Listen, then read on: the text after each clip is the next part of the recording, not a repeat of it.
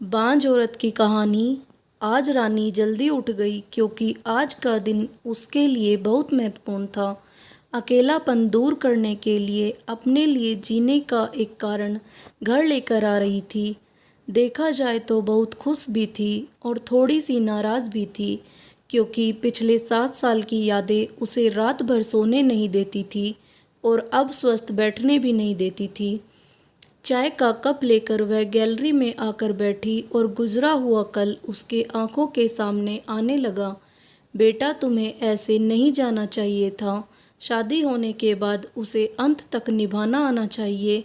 ऐसा ही समझो कि तुम्हारा नसीब ही खराब है। कोई क्या करेगा। अगर माँ बन सकती तो बात ही अलग होती। मैं माँ नहीं बन सकती, इसमें मेरी क्या गलती है। यह सब मेरे हाथों में है क्या। माँ नहीं बन सकती इसका मतलब मैं इंसान नहीं हूँ क्या। मेरी कोई फीलिंग्स नहीं है क्या। मिनट मिनट में मेरा अपमान करने वाले, मेरा जीना मुश्किल करने वाले लोगों के साथ मैं ज़िंदगी कैसे बिताऊँ। वह जो कहेगे वह सुनना। रानी और माँ की ये सब बातें चालू थी तब पापा आए। देखो बेटा, मैं तो एक कपड़े की दुकान पर काम करता था। अभी उम्र हो गई है तो कोई काम भी नहीं देता है। और तुम्हारा भाई हर्षल तो परदेश में अपने गृहस्थी में मगन हो गया है।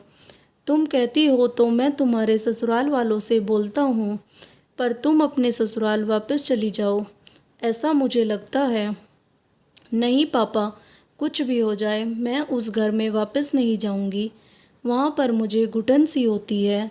वहाँ मिलने वाला अपमान बेइज्जती से मैं थक चुकी हूँ। शादी के पहले मैं मेरे पैरों पर खड़ा रहना चाहती थी, पर मेरा ग्रेजुएशन होते ही आपने मेरी शादी करवा दी। तभी मैंने आपके दबाव में आकर शादी की, पर अभी जब मुझे आपके सहारे की ज़रूरत है तो आप पीछे हट रहे हो। शादी के बाद लड़की ससुराल में ही शोभा बढ़ाती है।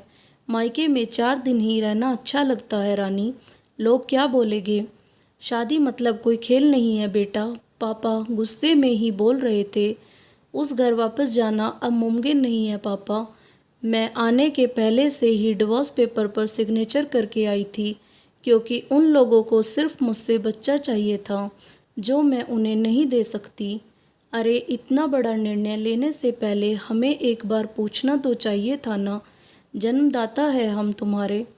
पापा, शादी होने के बाद मैं आपको बताती थी और माँ को भी कि कैसे छल होता है मेरे साथ वहाँ पर। 2 साल में मैं कभी मुझे मेरे मन मुताबिक रहने नहीं दिया। जब मेरी रिपोर्ट आई और समझा कि मैं कभी माँ नहीं बन सकती, तो वैसे ही इन लोगों ने मुझे अपने असली रंग दिखाने चालू कर दिया।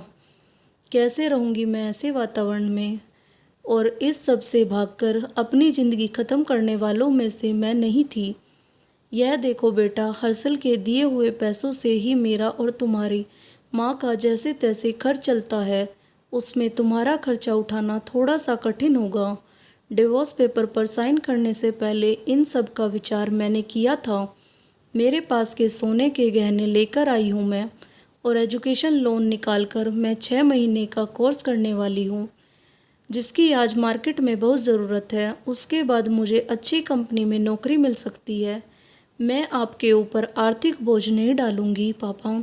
मुझे जीवन जीना है, संघर्ष करूंगी और कमाऊंगी। विश्वास कीजिए मेरा। सब लोग क्या बोलेंगे बेटा, क्या जवाब दोगी उन्हें। माँ आंखों का पानी छुपाते हुए बोली। माँ बोलती थी कि वक्त आया तो सच क्या है बोल देना चाहिए। जब मुझे ससुराल में जानवरों के जैसा बर्ताव हो रहा था तब कहाँ गए थे ये लोग। समाज में बड़ा करो, शादी कर दो, बस इतनी ही जिम्मेदारी समझते हैं।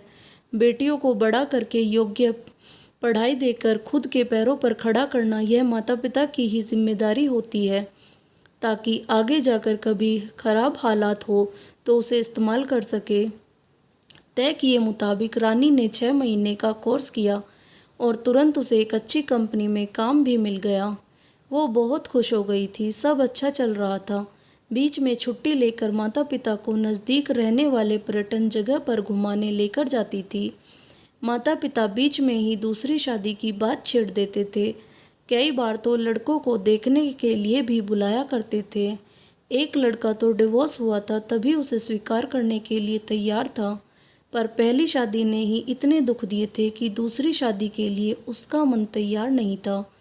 ऐसा कितने दिनों तक अकेले रहोगी? जब तक हम दोनों हैं तब तक ठीक है, पर हमारे जाने के बाद तुम्हारा क्या होगा, सोचा क्या कभी? उम्र भी कितनी छोटी है तुम्हारी अभी, ऐसा उसके पापा उसे समझा रहे थे। माँ पापा, आप दोनों मेरी शादी का विचार करना बंद कर दीजिए। आप दोनों को खुश देखकर मैं खुश होती हूँ। मेरे दोस्त सहेलियाँ हैं ना मेरे साथ, क्यों करनी है दूसरी शादी भला? इतना आसान नहीं है बेटा, एक उम्र के बाद अकेलापन खाने के लिए दौड़ता है। माँ बोली। सच हुआ उनका ऐसा बोलना। आगे 2 साल में पहले माँ और 6 महीने में ही पापा का निधन हो गया। रानी अब अकेली हो गई। हर्षल भाई और उसकी पत्नी आए और साथ में चलो बोलकर औपचारिकता की, पर मुझे उनके साथ जाकर वापस बोझ नहीं बनना था। मदद के वक्त मेरे साथ खड़े रहो, इतना बोलकर मैंने उनको जवाब दिया। ऑफिस और बहुत सारे दोस्त सभी लोग की शादी हो गई थी और वह अपनी अपनी गृहस्थी में मगन हो गए थे। जीने के लिए कोई लक्ष्य मिल ही नहीं रहा था उसे।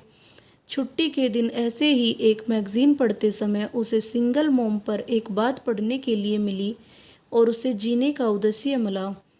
उसने उस ही दिन तय किया और एक 10 साल की लड़की को गोद लेने का प्रयास चालू किया। प्रक्रिया बहुत बड़ी थी, पर बोलते हैं ना, मन में इच्छा हो तो रास्ता मिल जाता है। वैसे वह प्रक्रिया पूरी हो गई और आज वही दिन था कि वह उस लड़की को लेने के लिए अनाथ आश्रम जाने वाली थी। उस लड़की को घर लाकर वह माँ नहीं बन सकती थी, इस सोच पर और उस पर होने वाले सभी आरोपों को मिटा देना चाहती थी। तभी उसने निश्चय किया कि लड़की को बहुत पढ़ाऊंगी, खुद के पैरों पर खड़ा करूंगी और फिर शादी करवाऊंगी। दोस्तों, आपको मेरी कहानी अच्छी लगी तो मेरी कहानी को लाइक करें और चैनल को सब्सक्राइब करना ना भूलें। धन्यवाद।